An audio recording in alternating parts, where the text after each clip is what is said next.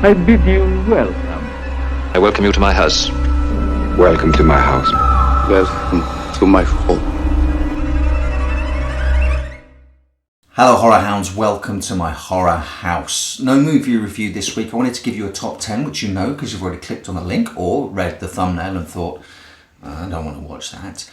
The top 10, my top 10 evil priests in horror cinema. I'm bound to have missed a ton of evil or creepy priests, so please join in the comment section below. But for me, at number 10, we kick off with Joseph Father Joe Chrisman from the XFiles, I Want to Believe. Billy Connolly plays an ex-priest and convicted paedophile who has visions which may assist Mulder and Scully in locating a kidnapped FBI agent. It's an interesting and thorny subject to cover: faith, religion, forgiveness, the possibility of atonement versus the notion of perhaps an unforgivable sin. Scully's Catholicism was always an interesting wrinkle in the cosmology of the X-Files TV show, but this Gordian knot of a theme which needs nuance to unpick it, not the equivalence of performing keyhole surgery with boxing gloves,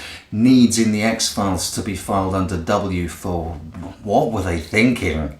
Number 9 is Zachary Malleus in Happy Hell Night.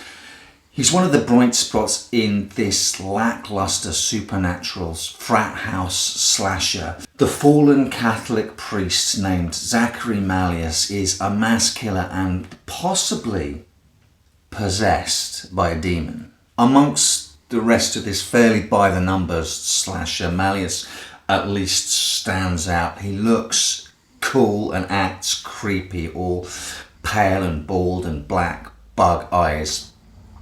He's probably the only reason to watch the film. My number 8 is The Black Pope from the film The Sin Eater, also known as The Order, for a film which digs into some of the more obscure aspects of Catholic dogma. It's appropriate that it eschews more common conventions of antichrists and Satanists and instead presents us with this notion of an anti-pope. Now, I love me a shadowy organisation, and this idea of a dark organisation mirroring and opposing the Roman Catholic Church in the Vatican might sound like something out of a Dan Brown novel, but in this film of heretical priests, demons and doctrine starring Heath Ledger, the Black Pope is an appropriately elusive main villain, more G.K. Chesterton's Sunday than Ian Fleming's Blofeld.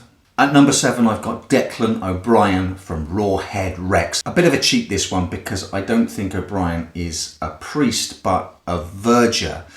I wanted to include him, though, because for a start, there are plenty of priests on this list who were once devout but turned down a different path at some time in the past before the movie starts. In Rawhead Rex, we get to see that change in real time, faced with the living, breathing machismo of a real-life pagan demigod. O'Brien chucks away a lifetime of faith to follow his new god. And he goes full-on 0 to 60 batshit almost immediately. The highlight is his dark baptism at the hands of his new master.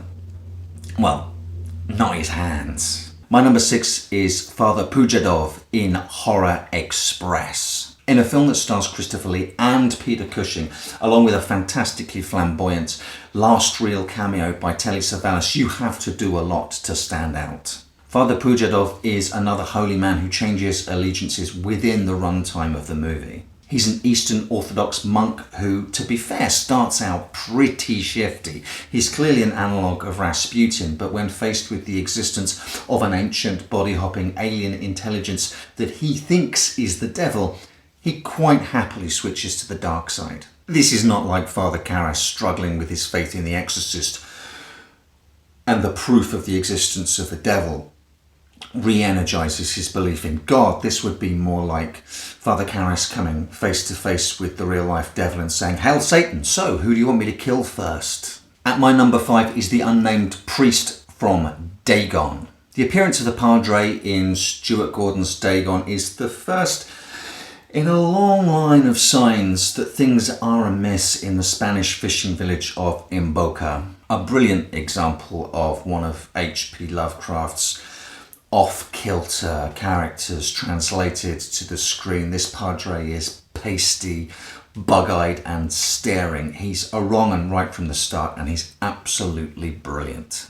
My number 4 goes to Father Thomas from Lucio Fulci's City of the Living Dead.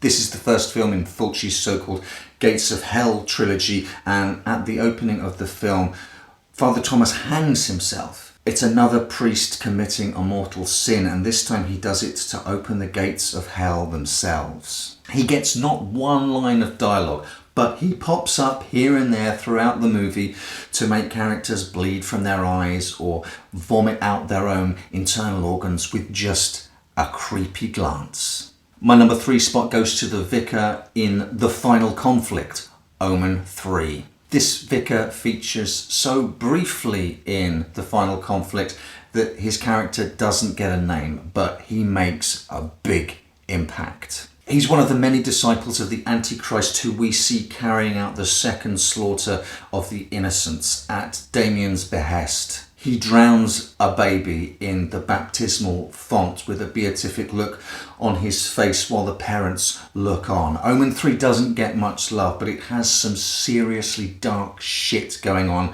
and this is possibly the darkest moment of the film. At number 2, Michael Rayner in Hammer's To the Devil, a Daughter. Oh, Christopher Lee's playing a priest. It's nice to see him being one of the good guys for a change. Wait a minute, what's going on? What's he doing? Oh, that's horrible. Yet another heretical, excommunicated priest to add to the list, this time in Hammer's very loose adaptation of Dennis Wheatley's novel. I've got a lot of time for this film, and as with the other films in the list that I've reviewed in the past, I'll add links to the review below, but Lee brings his formidable talent to bear in creating a dark, imposing figure of authority who is thoroughly driven and utterly despicable. Before we get to the top spot, a couple of honourable mentions, starting with Father Halloran from The Sentinel. If you've seen this film, you'll understand perhaps why Father Halloran didn't make the final cut. I don't want to give anything away about the role of this creepy priest because that would spoil the turn that this bonkaroo horror film melange takes, a hodgepodge of The Omen, Rosemary's Baby and whatever else was popular, that is to say profitable, in the genre at the time. The image which underpins the rest of the freewheeling plot is that of a blind priest holding his unceasing vigil at the window of the top floor apartment of this very strange building. Well, that and the birthday party they throw for Burgess Meredith's cat.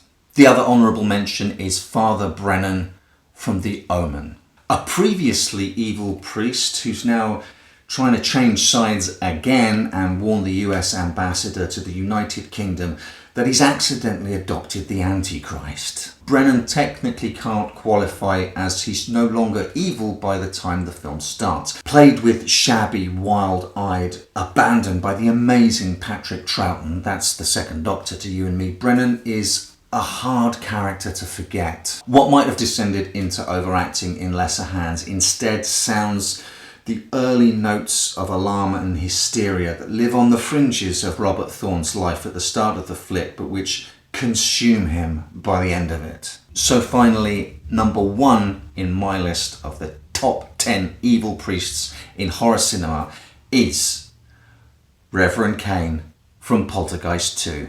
By God, simply one of the most scary characters committed to celluloid. In death, an incredibly evil spirit known simply as the Beast. In life, he was the priest of an apocalyptic suicide cult.